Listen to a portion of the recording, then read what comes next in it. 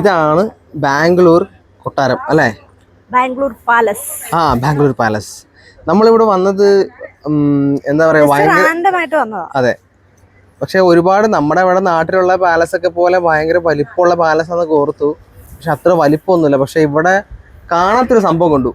അതായത് നമ്മളിവിടെ വരുമ്പോൾ തന്നെ നമുക്ക് ഒരുപാട് ഇത് കിട്ടും. പക്ഷെ ഒരുപാടല്ല, സോറി, ഒരു ഫോൺ കിട്ടും. ആ മൊബൈലിൽ നമുക്ക് ഈ കൊട്ടാരത്തിന്റെ അകത്ത് ഉള്ള സാധനങ്ങളെ കുറിച്ചൊക്കെ ഒരു ഇൻഫർമേഷൻ, അത് ഏത് ലാംഗ്വേജിലായാലും നമുക്ക് നമ്മുടെ ലാംഗ്വേജ് പറഞ്ഞാൽ മതി, അവരത് സെറ്റ് ചെയ്ത് നമുക്ക് തരും. അപ്പം ഓരോ സ്ഥലത്ത് പോകുമ്പോഴും നമ്പേഴ്സ് ഉണ്ടായിരിക്കും. അപ്പം ആ നമ്പറിൽ നമ്മൾ ജസ്റ്റ് ഒന്ന് ടൈപ്പ് ചെയ്ത് ക്ലിക്ക് ചെയ്താൽ നമുക്ക് ആ ഓഡിയോ കേൾക്കാം. അപ്പൊ ഞാനിവിടെ സാധാരണഗതിയിൽ ഞങ്ങൾ എവിടെ പോയാലും ഈ പറഞ്ഞോണം ചെല്ലുന്നു, സ്ഥലം കാണുന്നു, പോരുന്നു. അതായത് അവിടെയുള്ള കുറെ ശില്പങ്ങൾ അതൊക്കെ കാണും, എന്താണെന്നും മനസ്സിലാവില്ലായിരുന്നു. പക്ഷെ ഇവിടെ വന്നപ്പോഴാണ് ആ ഒരു ബെനിഫിറ്റ് കിട്ടിയത്. കാരണം ഇപ്പൊ നമ്മൾ ഒരു റൂമിൽ എത്തണമെങ്കിൽ അവിടെ നമ്പർ ഉണ്ടാവും, ഓഡിയോ നമ്പർ ഉണ്ടാവും. 16 ആണെങ്കിൽ സെലക്ട് ചെയ്യുക. അപ്പൊ നമുക്ക് ആ ഇടത്തോക്ക് നോക്കൂ, വലത്തേക്ക് നോക്കൂ, മലയാളം ഉണ്ട്, പല ലാംഗ്വേജ് ഉണ്ട്. അപ്പൊ നമുക്ക് കൃത്യം നമുക്ക് ഫീൽ ചെയ്യും അല്ലേ? നമുക്ക് അല്ലെങ്കിൽ നിന്റെ അഭിപ്രായത്തിൽ നമുക്ക് ഫീൽ ചെയ്യില്ല? നമുക്ക് നല്ലൊരു മലയാളത്തിൽ അത് പറഞ്ഞ് നമ്മളെ എക്സ്പ്ലെയിൻ ചെയ്ത് നന്നായിട്ട് തരും. അതെ അതെ. അപ്പം പക്ഷേ നമ്മുടെ ഒരു ID കൊടുത്താൽ മതി, അവർ നമുക്കത് ഫ്രീ ആയിട്ടാണ് തരുന്നത്. അപ്പൊ ID ഇല്ലെങ്കിൽ നമ്മൾ ക്യാഷ് കൊടുക്കേണ്ടി വരും. അതെ, പക്ഷെ എന്റെ ഐഡിയ എന്റെ അവരൊന്ന് റെസിപ്റ്റ് പോയി. പക്ഷെ ആ ഡിവൈസ് കൊടുത്തപ്പോൾ അവര് നമ്പർ നോക്കി എന്റെ ID കാർഡ് തിരിച്ചു വന്നു.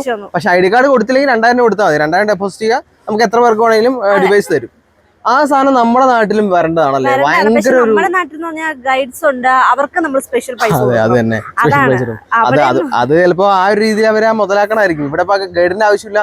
ഗൈഡ് പറയുന്ന ഗൈഡാകുമ്പോൾ ചിലപ്പോൾ മറന്നുപോകും. ഇതാകുമ്പോൾ മറന്നുമില്ല, റെക്കോർഡ് ചെയ്ത് പ്യൂർ ആയിട്ട് കറക്റ്റ് ആയിട്ട് ചെയ്ത് വെച്ചിരുന്ന സാധനമാണ്. ഭയങ്കര എക്സ്പീരിയൻസ് ആയി. ഇനി എൻ്റെ ഒരു തീരുമാനം എന്താ അറിയാം, ഇനി നമ്മൾ എവിടെ പോയാലും നമ്മൾ അതിനെപ്പറ്റി ഒന്ന് പഠിച്ചിട്ട് നമുക്ക് പോവാം. അതായിരിക്കും നല്ലതല്ലേ? അതിനെപ്പറ്റി ഒന്ന് പഠിച്ച് പോയി കഴിയുമ്പോൾ നമുക്ക് ഇന്ന സാധനം കാണുമ്പോഴത്തേക്ക് ഒരു വാവ് ഫീലിംഗ് വരും. അത് ഭയങ്കരമായിരിക്കും. ഇവിടെ കേറിയിട്ട് ശരിക്കും ഒരു വാവ് ഫീൽ കിട്ടി കേട്ടോ. കാരണം ഇത് പറഞ്ഞ് എക്സ്പ്ലെയിൻ ചെയ്ത് തരുന്നോണ്ടായിരിക്കും എല്ലാം നല്ലതായിട്ട് തന്നെ. എനിക്കത് അങ്ങനെ ഫീൽ ചെയ്തത്, അത് എക്സ്പ്ലെയിൻ ചെയ്തുകൊണ്ടാണ് അത്ര. പിന്നെ അതിന്റെ ഉള്ളില് ഫോട്ടോഗ്രാഫി അനുവദിക്കില്ല, എല്ലായിടത്തും എഴുതി വെച്ചിട്ടുണ്ട്. എല്ലാ മൂലയിലും സെക്യൂരിറ്റി ഉണ്ട്, നിറയെ ക്യാമറയും. പിന്നെ അടുത്ത് പറയാനുള്ള ഒരു സംഭവം എന്ന് വെച്ച് കഴിഞ്ഞാൽ ഇവിടുത്തെ കല്യാണമാണ്. ഇപ്പൊ ഇത് കണ്ടോ, നമ്മൾ ഇതിപ്പോ കൊട്ടാരത്തിന്റെ ഭാഗമാണ്. പക്ഷെ കൊട്ടാരത്തിന്റെ ഭാഗം പാലസില് വേറെ ആൾക്കാർ നടത്തുന്ന. അതെ, ഇവിടെ പാലസിന്റെ പുറത്തായിട്ട് നമുക്കിപ്പോ ഈ ഭാഗം കണ്ടോ, ഇവിടെ എനിക്ക് ഇതാന്ന് തോന്നുന്നു, മാപ്പിലുണ്ട്. എന്താണ് വെഡിങ് ഏരിയ, വെഡിങ് ഹോൾ.